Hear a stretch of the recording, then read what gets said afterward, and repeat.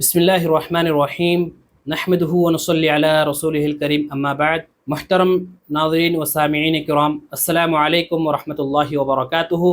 میں محمد ضیاء الحق ابراری آپ سب کا دروس القرآن چینل کے اندر خیر مقدم ہے۔ الحمدللہ ہم پچھلی کئی دروس میں حروف تہجی کے بارے میں سیکھا اور اسی طرح سے حروف تہجی کو ملا کر کس طرح سے پڑھا جائے اس کے بارے میں سیکھ رہے ہیں، اور اسی کی ایک کڑی ہے یہ درس بھی، جس میں انشاءاللہ ہم لوگ مزید جو حروف رہ گئے ہیں اس کے بارے میں سیکھیں گے کہ دو حروفوں کو جب ملاتے ہیں تو اس کے تینوں حالت یعنی شروع، درمیانی اور آخر میں کیسے ہوتے ہیں، کیسے تبدیل ہوتے ہیں اور ان کی کیا شکل بنتی ہے۔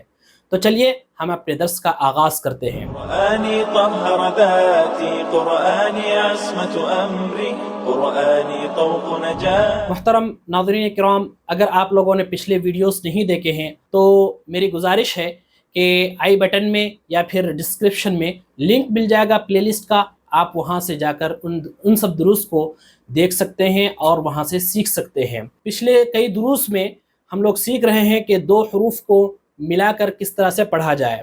الحمدللہ بہت سارے حروف ہم سمجھ لیے ہیں، اب چند حروف رہ گئے ہیں جس کو ہمیں سمجھنا ہے۔ تو آج کے درس میں ہم لوگ سیکھیں گے کہ یہ جو حرف ہے یہ ہے فا، اور فا کی جو شکل ہے یہ اس طرح سے ہے جب وہ مفرد ہو یعنی تنہا ہو، اور جب مرکب ہو تو اس کی الگ الگ شکلیں ہیں۔ فا کی جو پہچان ہے وہ یہی ہے کہ اس کا جو یہ سر ہے، ٹھیک ہے، اس طرح سے ایک گول اس کا سر ہوتا ہے اور اس کے اوپر ایک نقطہ ہوتا ہے، ٹھیک ہے۔ فا اور قاف یعنی اس کے بعد جو حرف ہے دونوں سملر ہیں، بلکہ فا کے اوپر ایک نقطہ ہے اور قاف کے اوپر دو نقطے ہوا کرتے ہیں۔ اب یہاں پر ہم دیکھ سکتے ہیں کہ فا کی جو شکل ہے جب وہ کہیں بھی ابتدا میں ہو، یعنی فا جب شروع میں ہو تو اس کی جو شکل ہے وہ یہ بنتی ہے، یہ شکل، ٹھیک ہے۔ فا کی یہ شکل ہے جب وہ ابتدا میں ہو، شروع میں ہو تو اس کی جو شکل ہے وہ یہ بنتی ہے۔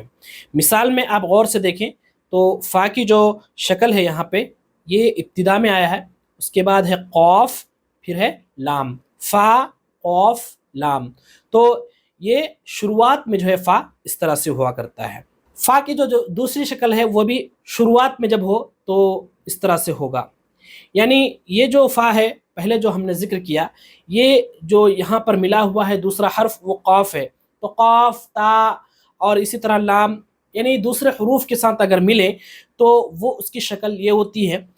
یہ جو ہے یہ شکل جو آپ دیکھ رہے ہیں یہ فا جیم کے ساتھ ہو یا پھر ہا خا کے ساتھ، یہ حروف کے شروع میں جب ہو فا تو اس کی جو شکل ہے وہ اس طرح سے ہوا کرتی ہے، ٹھیک ہے۔ امید ہے کہ آپ لوگوں نے سمجھ لیا ہوگا۔ یہ جو فا کی شکل ہے کسی کلمہ کے درمیان میں اگر فا ہو تو وہ اس کی شکل یہ ہوتی ہے، ٹھیک ہے۔ اب یہاں پہ مثال میں بھی سمجھ لیں، تا فا لام، تو یہاں پر جب درمیان میں ہے، کسی بھی کلمے کے درمیان میں اگر فا ہو تو اس کی شکل ایسے ہوا کرتی ہے۔ پھر اگر آخر میں ہو، فا اگر آخر میں ہو تو اس کی شکل ایسے ہوا کرتی ہے، ٹھیک ہے، لام فا۔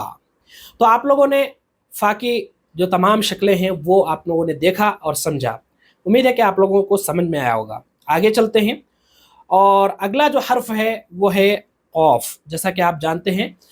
تو میں نے جیسا کہ کہا کہ فا اور قاف دونوں سملر ہیں، بس اس کی جو نقطے ہیں وہ نقطوں میں فرق ہے، فا کے اوپر ایک نقطہ ہے اور قاف کے اوپر دو نقطے ہوا کرتے ہیں۔ اسکرین میں دیکھ لیں، یہ ہے قاف۔ اب مفرد شکل یہ ہوا کرتی ہے قاف کی، یعنی تنہا ہو تو ایسا ہوگا۔ اب اگر یہ مرکب ہو، یعنی قاف اگر کہیں پر مرکب ہو، کسی حرف سے ملا ہوا ہو، مل کر آتا ہو، تو اس کی جو شکل ہے وہ بھی فاہی کی طرح ہے، صرف اس میں نقطے بدل جاتے، اس میں دو نقطے ہوں گے، فا میں ایک نقطہ ہوگا۔ تو یہ ہے شروعات میں، یعنی جب ابتدا میں کہیں پر بھی قاف آئے تو قاف کی شکل یہ ہوا کرتی ہے، ٹھیک ہے۔ جس طرح سے فا ہوتا ہے اسی طرح سے قاف ہے۔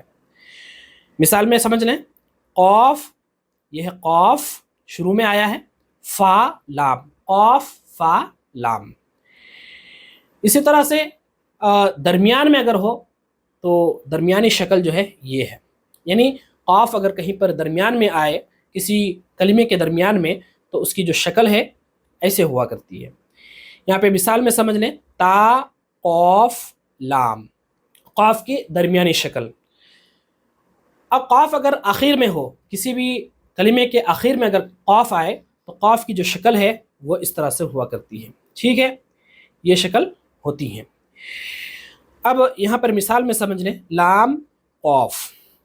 اب ان سب چیزوں کو سمجھنے کے لیے ایک چھوٹی سی چیز سمجھ لیں کہ جو بھی حرف اگر کسی حرف سے ملتا ہو، پیچھے سے ملتا ہوگا یا سامنے سے ملتا ہوگا، تو وہ جو ہے کٹا ہوا ہوگا۔ مثال کے طور پر یہاں پر قاف کی مثال لے لیں تو قاف یہاں سے شروع ہوا ہے اور ادھر وہ کٹا ہوا ہے، اس کا مطلب یہ ہے کہ یہاں سے کوئی دوسرا حرف اس سے ملنے والا ہے، ٹھیک ہے۔ اگر پیچھے سے کٹا ہوا ہو، کوئی حرف نہیں بلکہ پیچھے سے کٹا ہوا ہے، اس سے پیچھے کوئی حرف ہے تو اس طرح سے یہ کٹا ہوا ہوگا، ٹھیک ہے۔ تو جو بھی حرف اگر کٹا ہوا ہے تو سمجھ لیجئے کہ آگے یا پیچھے کوئی حرف اس سے ملا ہوا ہوگا۔ دوسرا جو حرف ہے وہ ہے کاف۔ قاف ہم نے پڑھا، ابھی ہے کاف، ٹھیک ہے۔ تو یہ ہے مفرد حالت، یعنی کاف کی جو ہے مفرد حالت، مفرد جب ہو تو وہ اس طرح سے ہوا کرتا ہے۔ اب میں نے مفردات کی جو بحث ہم نے پڑھی تھی، یعنی مفرد میں کاف کی کون کون سی شکلیں ہوتی ہیں، تو ایک تو یہ شکل ہے، یعنی اس طرح سے کا لکھا ہوا ہے اور اس کے اوپر یہ نشان ہوتا ہے، یہ کاف کی علامت ہے اور کاف ہے یہ، ٹھیک ہے۔ کاف کی جو دوسری شکل ہے وہ یہ ہے کہ اس طرح سے ہو اور اس کے اوپر جو ہے اس طرح سے ایک لکیر ہو، تو یہ کاف ہے، ٹھیک ہے، یہ بھی کاف ہے اور یہ بھی کاف ہے۔ تو اس میں کنفیوژن کا شکار نہ ہو، بلکہ اس کو اچھی طرح سے سمجھے، ٹھیک ہے۔ تو اب اس کی جو ہے مفرد حالت یہ ہے۔ اب مرکب حالت یعنی ملے ہوئے ہونے کی حالت میں کس طرح سے یہ ہوگا، تو یہ پہلی شکل ہے۔ آپ دیکھ پا رہے ہیں کہ جب کہیں بھی کاف شروع میں ہو، ٹھیک ہے، کسی بھی کلمے کے شروع میں اگر کاف آئے تو کاف کی یہ شکل ہوگی، ٹھیک ہے۔ یہ شکل جو ہے یہ کاف کی بنیادی شکل ہے، پہلی شکل ہے، یعنی شروع میں جب آئے۔ اب مثال میں آپ سمجھ لیں، یہ ہے کاف، ٹھیک ہے، اور یہ ہے با، کاف با۔ اس کے بعد ہے درمیان میں، اگر درمیان میں کاف آئے تو کاف کی جو شکل ہے وہ اس طرح سے ہوا کرتی ہے، ٹھیک ہے۔ اب میں نے پچھلی جو ہے مثال میں بھی سمجھایا تھا کہ اگر کہیں بھی کٹا ہوا ہے، کسی بھی حرف کو آگے سے یا پیچھے سے کٹا ہوا ہو تو اس کا مطلب یہ ہوتا ہے کہ یہاں سے پیچھے سے کوئی حرف ملا ہوا ہے، یا سامنے سے کٹا ہوا تو سامنے کوئی حرف ملے گا۔ تو یہاں پہ دیکھ سکتے ہیں کہ کاف کی جو ہے جو شکل ہے وہ سامنے سے بھی کٹا ہوا ہے اور پیچھے سے بھی کٹا ہوا ہے۔ اس کا مطلب یہ ہے کہ ادھر سے بھی کوئی حرف ہے اور یہ بیچ میں ہے، اور اس کے بعد بھی کوئی حرف اس سے ملے گا۔ تو مثال میں سمجھ لیں، با، کاف، با، با، کاف، با۔ اس کے بعد اس کی جو ہے آخری حالت، یعنی کاف اگر آخر میں ہو تو اس کی جو ہے شکل یہ ہوگی۔ تو یہاں سے مثال میں بھی سمجھ لیں، با، کاف، با، کاف۔ اب جیسا میں نے کہا کہ کاف کی جو ہے دو شکلیں ہوتی، مفرد میں جس طرح سے دو شکلیں ہوتی ہیں، یہ والی اور یہ والی، یہ دونوں شکلیں یوز ہوتی ہیں، تو آخر والی حالت میں بھی یہ دونوں شکلیں آئیں گی، یعنی ایسا بھی ہو سکتا ہے کاف اور یہ بھی کاف کہلائے گا، یعنی اس کے اوپر ایک اگر لکیر ہو تو وہ بھی کاف ہے۔ جس طرح سے یہ ابتدائی اور درمیانی جو حالت ہے، اسی طرح سے آخر میں بھی وہی حالت ہوگی۔ اب بات کر لیتے ہیں کاف کے بعد لام کی۔ لام یہ جو مفرد حالت ہے اس کی، ٹھیک ہے، لام کی مفرد حالت ہے یہ، جیسا کہ ہم نے پچھلے کلاسز میں دیکھے تھے۔ اب جو ہے دیکھ لیتے ہیں کہ اس کی جو ہے مرکب حالت، یعنی جب کسی سے یہ ملتا ہو تو اس کی حالت کیسی ہوتی ہے۔ اچھا، اس میں یہ بھی سمجھ لیں کہ جس طرح سے ہم نے فا، قاف، کاف کو دیکھا کہ وہ شروع میں بھی ہوتا ہے اور درمیان میں بھی ہوگا اور آخر میں بھی ہوگا، اسی طرح لام بھی جو ہے شروع میں بھی ہوتا ہے اور درمیان میں بھی ہوتا ہے اور آخر میں بھی ہوگا۔ تو تینوں کی مثالیں بھی ہم لوگ سمجھ لیتے، اس کی شکلیں بھی ہم لوگ دیکھ لیتے ہیں۔ لام کی بنیادی شکل، ابتدائی شکل یہ ہے، اور یہاں پہ آپ دیکھ سکتے ہیں اس کی جو مثال ہے، لام، یہ ہے لام، یہ عین، لام، عین۔ دوسری شکل یعنی درمیانی شکل، یہ ہے لام، ٹھیک ہے، درمیان میں ہو تو اس کی شکل جو ہے اس طرح سے ہوا کرتی ہے۔ یہاں پر مثال میں بھی سمجھ لیں، با، لام، با، با، لام، با۔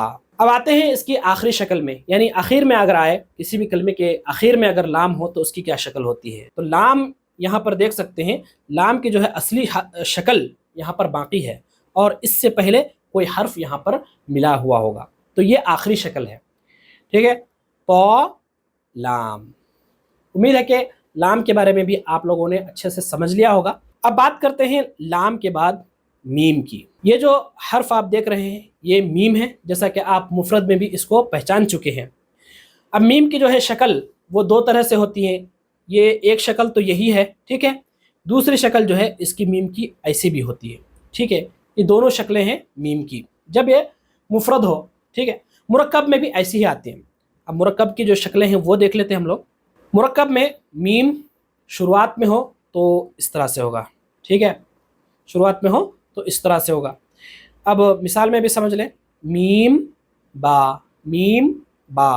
اب اگر درمیان میں ہو, میم اگر درمیان میں ہو تو اس طرح سے ہوگا. یعنی اس کی دو شکلیں ہیں درمیان میں جب ہو. تو یہ جو شکل ہے یہاں سے آپ دیکھ سکتے ہیں کوئی حرف یہاں سے اس کا ملا ہوا ہوگا. ٹھیک ہے, اور آخر میں اس کا کوئی دوسرا حرف ملا ہوا ہوگا. تو اس طرح سے یہ میم کی جو ہے درمیانی شکل ہے. ٹھیک ہے, نون میم لام. اب ایک شکل درمیانی یہ بھی ہے, جب درمیان میں ہو تو دوسری ایک شکل ہے اس کی میم کی, ادھر سے ایک حرف ملے گا اور ادھر سے ایک حرف. تو اس طرح سے ہوگا. یہ دونوں شکلیں درمیان کی ہیں. ٹھیک ہے, لام نون میم با, لام نون میم با. تو درمیان میں دو طرح سے آ سکتا ہے. اب آخر میں اگر ہو تو اس کی جو شکل ہے وہ اس طرح سے ہے. یعنی آخر میں ہو میم تو اس کی شکل یہ ہوگی. ایسا بھی ہو سکتا ہے, اور جیسا کہ میں نے یہاں پہ دکھایا کہ میم کی جو دوسری شکل ہے وہ بھی ہو سکتا ہے. یعنی آپ مثال میں بھی دیکھ لیں, با میم, با میم ایسے بھی ہو سکتا ہے, با میم. ٹھیک ہے, ایسے بھی ہو سکتا ہے. آپ لوگوں نے دیکھا کہ میم کی جو تینوں شکلیں ہیں وہ کس طرح سے. تو یہ تھے چند حروف جو میں آپ لوگوں کے سامنے آج کے درس میں رکھا. امید ہے کہ آپ لوگوں کو آج کا درس کافی اچھا لگا ہوگا, اور جتنے بھی حروف میں نے آج آپ لوگوں کو سمجھایا ہے وہ بخوبی آپ سمجھ گئے ہوں گے. اگر یہ درس آپ کو سمجھ میں آیا ہے تو اس کو لائک کر دیں. اگر ابھی تک آپ لوگوں نے چینل کو سبسکرائب نہیں کیا ہے تو ضرور سبسکرائب کر دیں. اسی طرح آپ کے فرینڈ فیملیز میں جو بھی قرآن مجید سیکھنا چاہتے ہیں تو ان تک یہ ویڈیوز ضرور پہنچائیں تاکہ ان کو بھی فائدہ ہو جائے. پھر ملیں گے اگلے درس میں اور اگلی کلاس میں. تب تک کے لیے اللہ حافظ. السلام علیکم ورحمۃ اللہ وبرکاتہ.